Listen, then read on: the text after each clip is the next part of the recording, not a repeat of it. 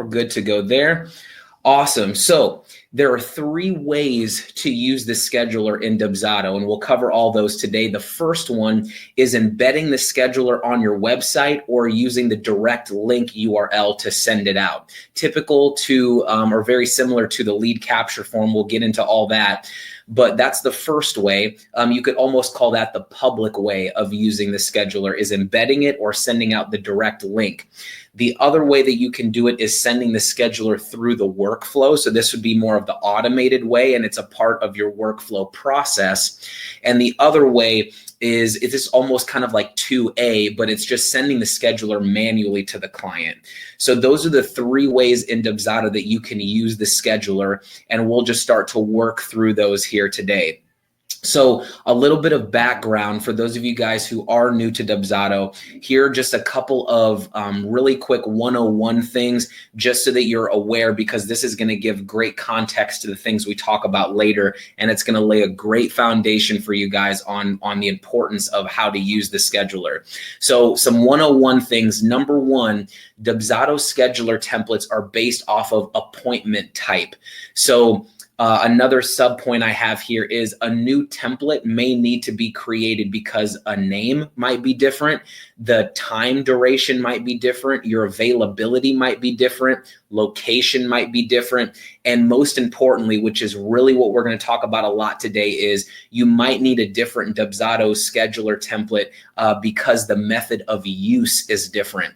And I'm going to show you a few examples on why that could potentially switch up how many templates you're going to need.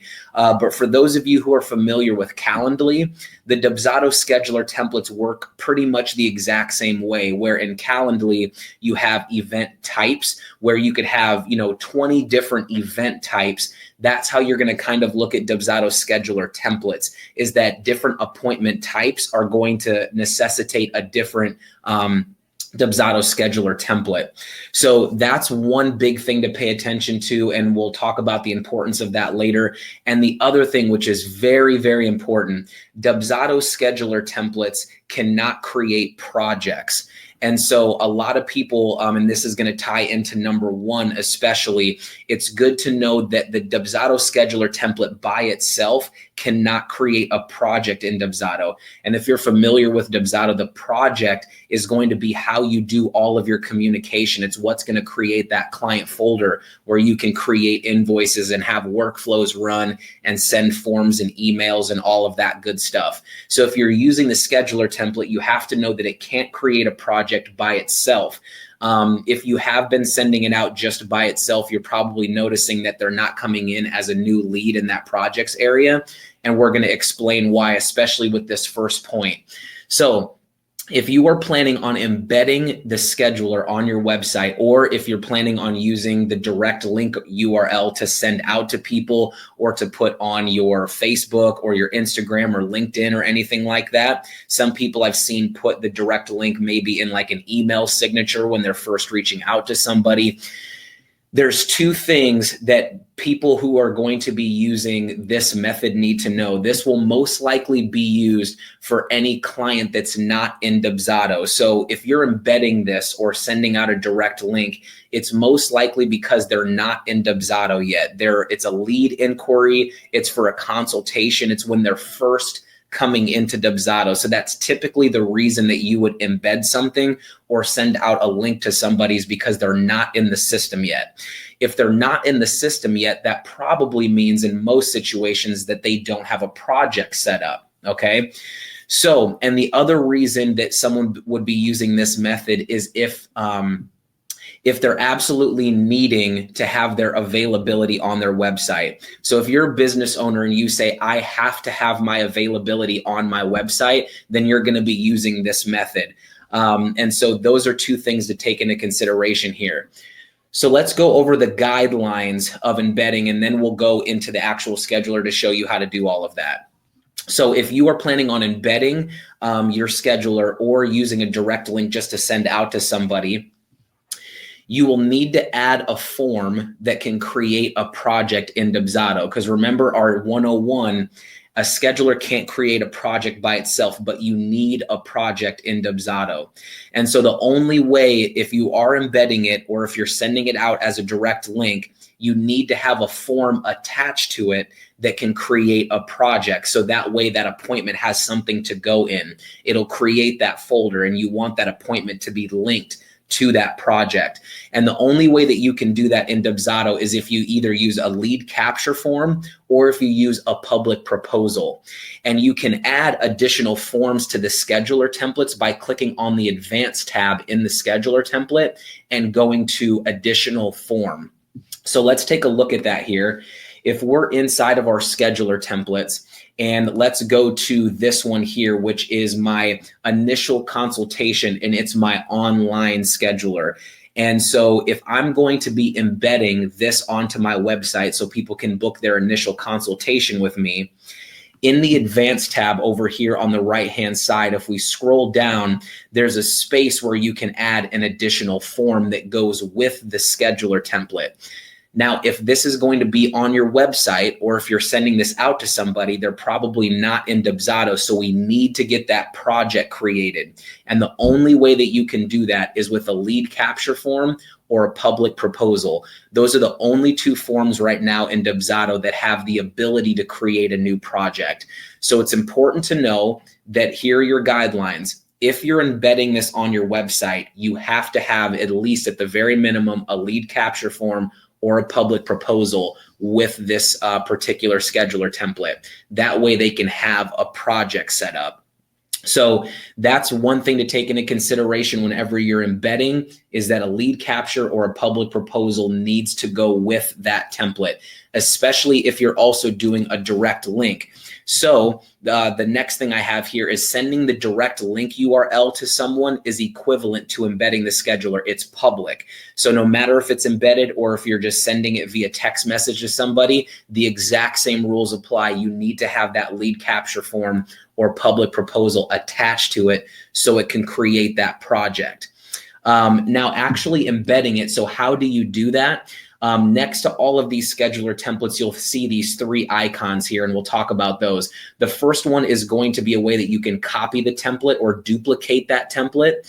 The second one is the link to this. So if I click on this link, this gives me two ways to share it. So when we're talking about embedding it, or we're talking about sending out a direct link to that form, this is where you're going to get that ability. So you can either copy that frame code, put that into your web builder, and you can embed it, or you can just send this direct link out to somebody and it works the exact same way. It just pops up in their browser and they can book their time. However, remember, if you're using these two methods, you need to have a lead capture form attached or a public proposal.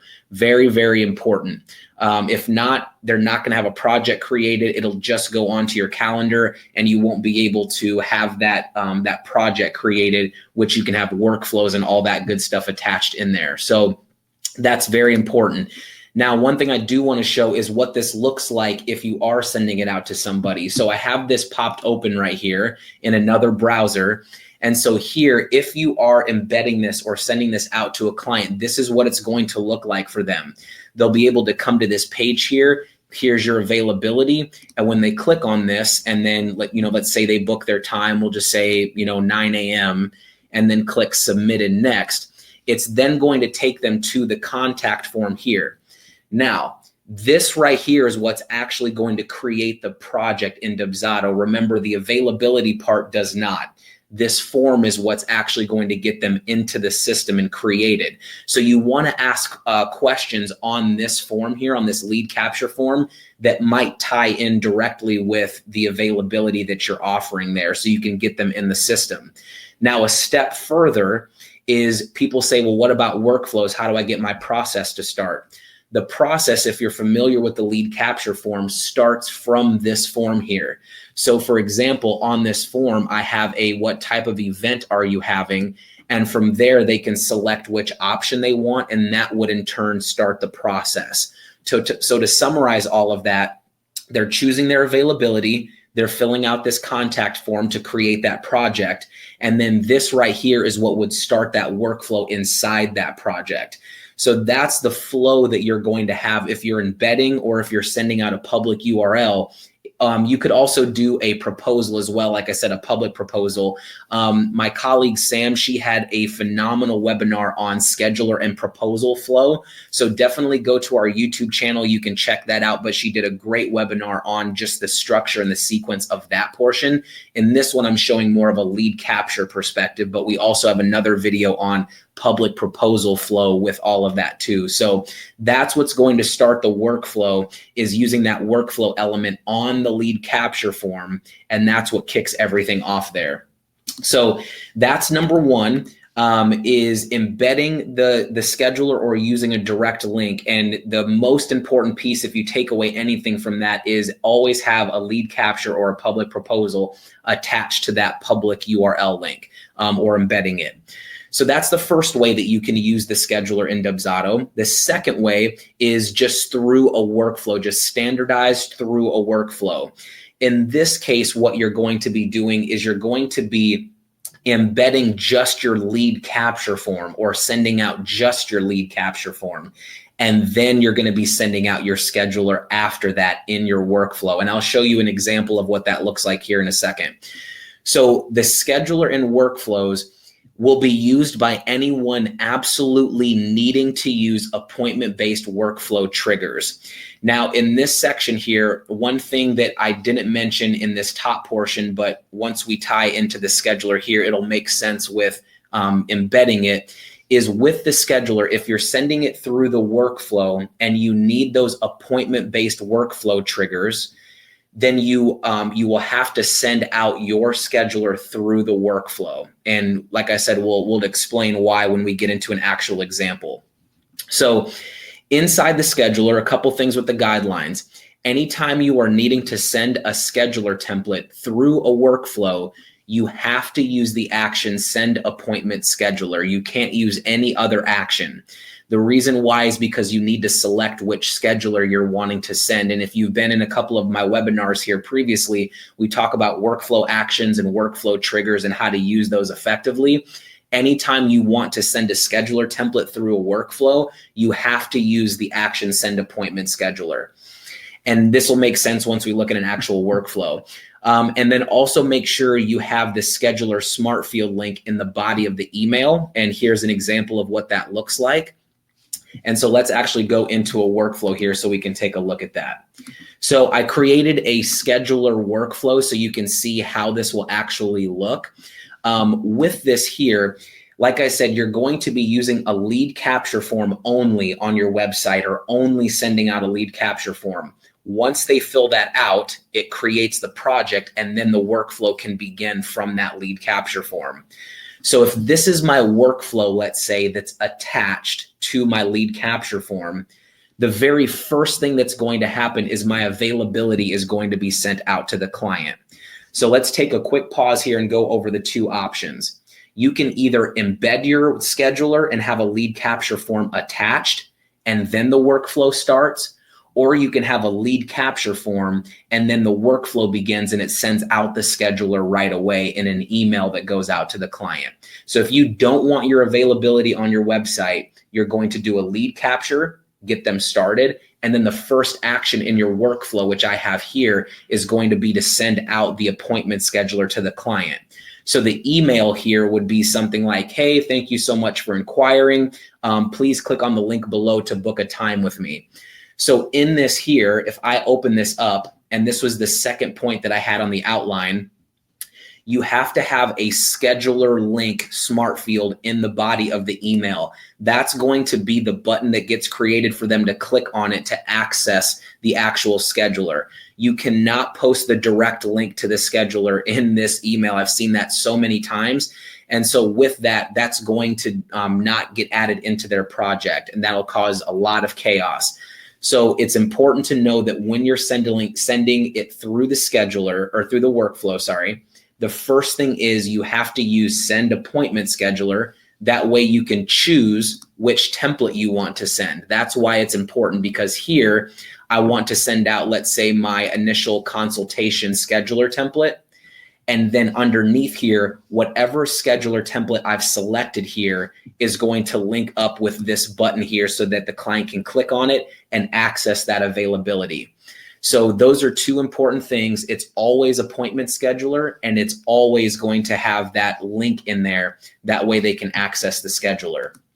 So with that, here's an alert, and this is very, very important. Only by sending the scheduler through a workflow can you use the workflow triggers. So in our system with workflows, you can use appointment triggers.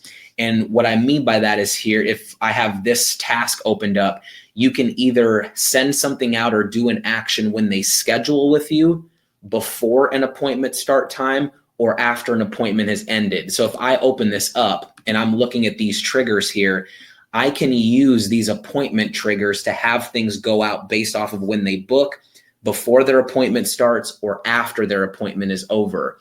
The only way I can use these triggers is if I'm sending my scheduler through the workflow. And here's what I mean by that. Right now I have a to-do being created immediately after they book their appointment. And my to-do is that I need to add my task board to that project, let's say. If you're using these appointment-based triggers, there's going to be a drop-down that asks which scheduler are we watching for. This can only pull up the scheduler templates that are inside of the workflow. So if you're embedding your scheduler, you cannot use these workflow triggers because you're not sending out your scheduler inside of the workflow. That's very, very important. I've seen a lot of people that are using workflow triggers, but also embedding their scheduler. Those two things will not work. You would have to do a lead capture form and then send out your availability as the first action in the workflow. So you do have to choose which scheduler to watch or it's not going to work properly. So that's why in the outline, I have it set here where this will be used by anyone that absolutely needs to use appointment-based workflow triggers. If that is imperative to your business, then I would recommend just switching up your process just a little bit and just do a lead capture form and then send out your scheduler as the first email they get in the inquiry email that gets sent out. That way you can use all of those workflow triggers, and that will automate your process so much if you just make that tiny little switch. If you don't really need to use appointment-based triggers and it's not really that important, then by all means use the embedding, use the direct link, and that way you don't have to worry about using those workflow triggers. But if you have to use those, then I would recommend just switching your process up a little bit, use the lead capture, and then send out your scheduler inside the workflow so that you can have those triggers watch that scheduler. When using appointment-based workflow triggers, make sure you select the scheduler template the workflow needs to watch. So we just talked about that. Whenever you're using those triggers, make sure you do not forget this section here that is scheduler to watch and plug in which one you want it to watch for, or else it won't function the right way for you.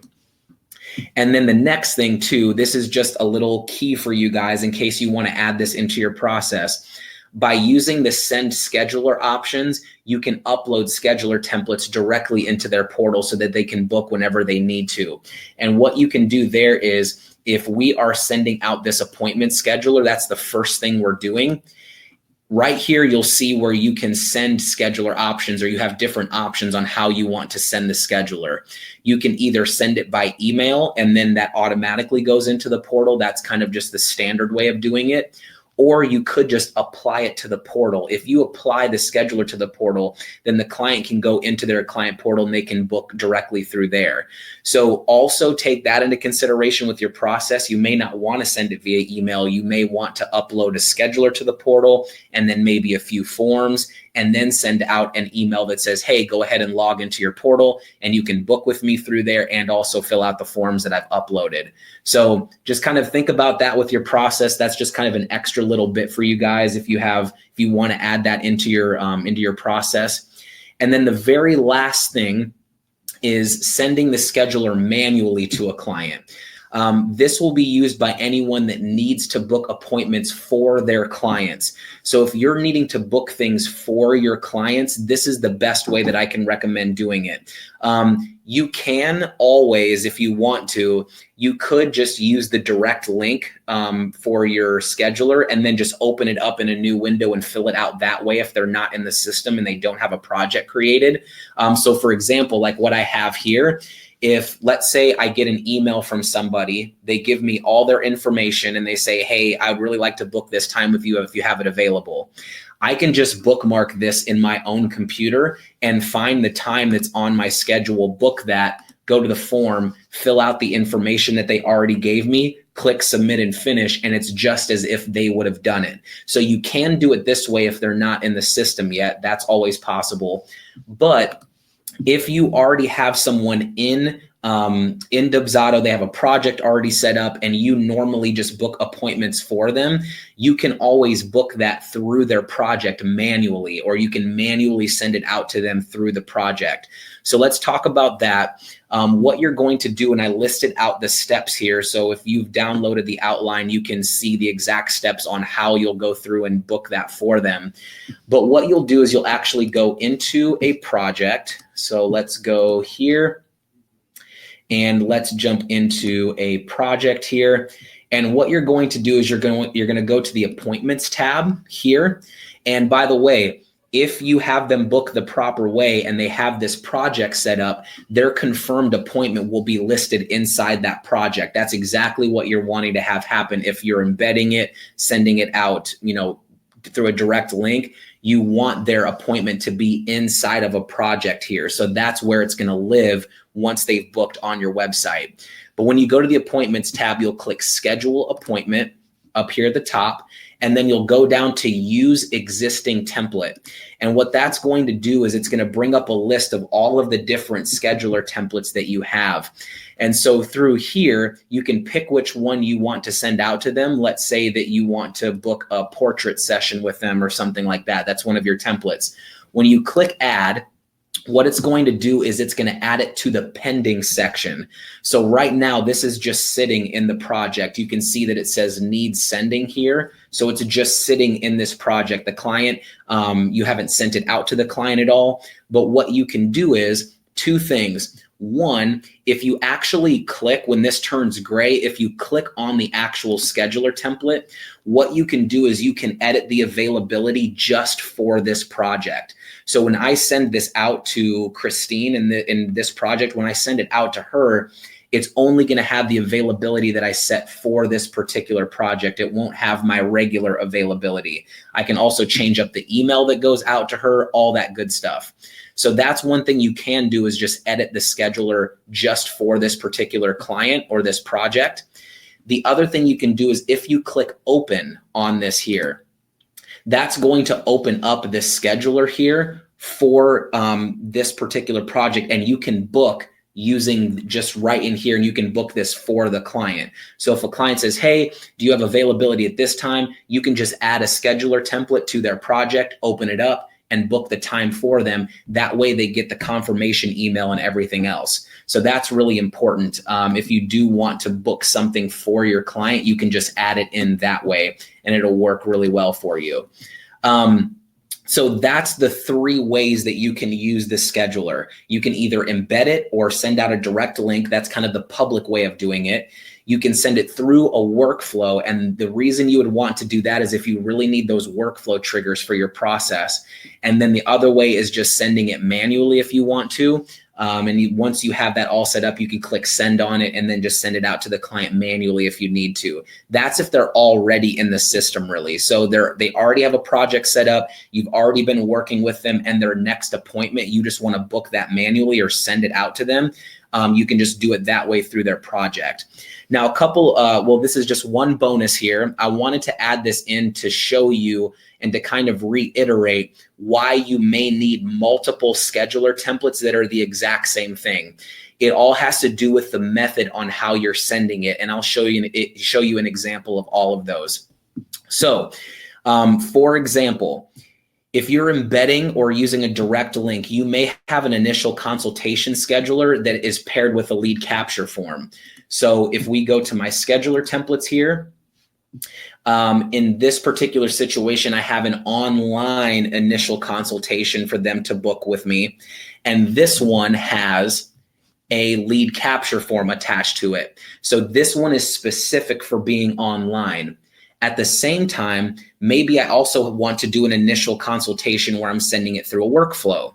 In that case, I wouldn't want to have a lead capture form attached to it because that's going to create another project. So we don't want to have the same thing happen with a different method of sending.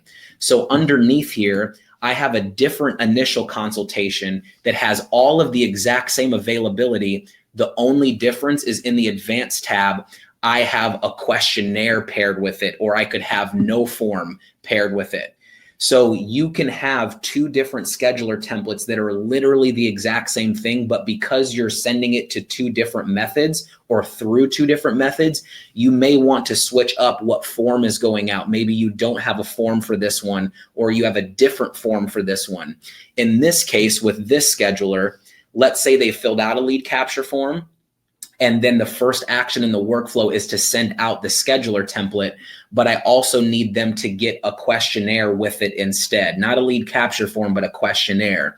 That is two of the exact same appointment types, but the method of sending is a little bit different there.